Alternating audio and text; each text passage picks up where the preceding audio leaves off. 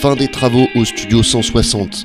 Ce projet de studio d'enregistrement professionnel et de formation d'ingénieurs du son a été porté conjointement par une société privée, l'Université Blaise Pascal et les collectivités Clermont Communauté et le Conseil régional d'Auvergne.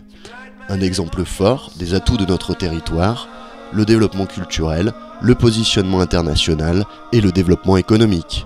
Nous voulons construire une métropole dans le sens de la culture et une métropole des esprits et du comportement. La culture, ça n'est pas qu'un coût, ça n'est pas que de la dépense. La culture, surtout quand on touche aux nouvelles technologies, aux musiques, c'est du développement.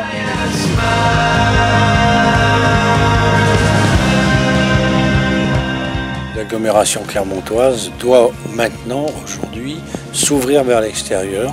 C'est un travail qui a été commencé maintenant depuis une quinzaine d'années. Nous avons des équipements de stature et de stature européenne et même internationale. Ici, il s'agit d'un équipement aussi de stature européenne et internationale qui va contribuer au rayonnement de la ville de Clermont. On sait bien que je dirais, les industries culturelles, notamment dans un niveau quand même élevé de compétences techniques, il ne faut pas penser évidemment étroit en quelque sorte, mais qu'il faut aussi préparer justement les futurs diplômés à un environnement professionnel qui est mondial.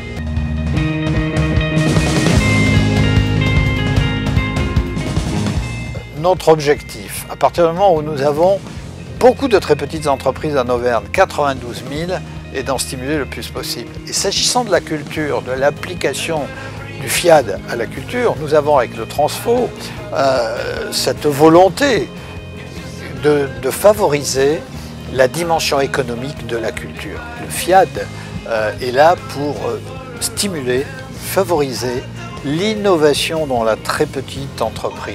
Le bénéficiaire du fonds d'investissement Auvergne Durable bénéficie de deux choses. D'abord, d'une avance remboursable. Qu'est-ce que c'est qu'une avance remboursable? C'est un prêt sans intérêt pendant 2 à 3 ans, donc qui permet le démarrage. Et puis, il y a à côté des subventions, moins importantes, mais il y a subventions s'il y a création d'emplois.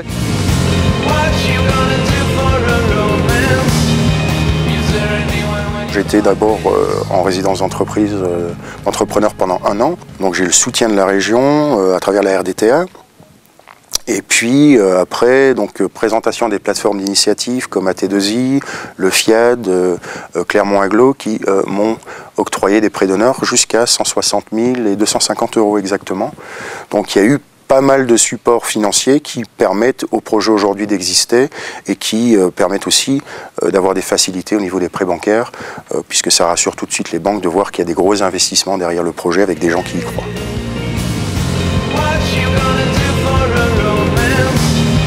Is there anyone when your heart beats?